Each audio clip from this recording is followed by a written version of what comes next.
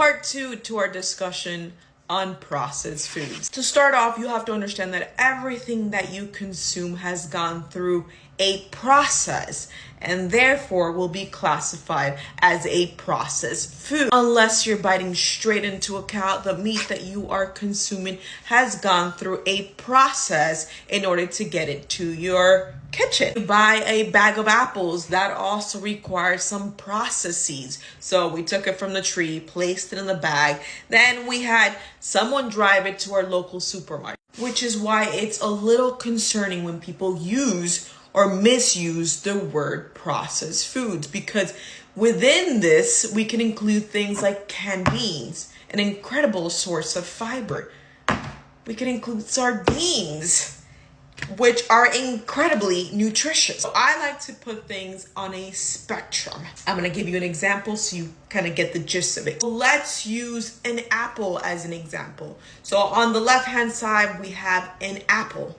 In the middle, we have apple chips, as well as apple sauce. And in the end, we have a delicious apple pie. Keep in mind that none of these foods are inherently bad, but our goal is to stay towards the left-hand side of the spectrum. In other words, to consume the food as it would appear naturally in nature. Because the further you go towards the right, the more processed the food will be. To make things clearer, I don't use the word processed food. I use unadulterated, which has a lot more meaning and clarity to it. Another important note is that the further you move towards the right, the easier these foods are likely to be overconsumed.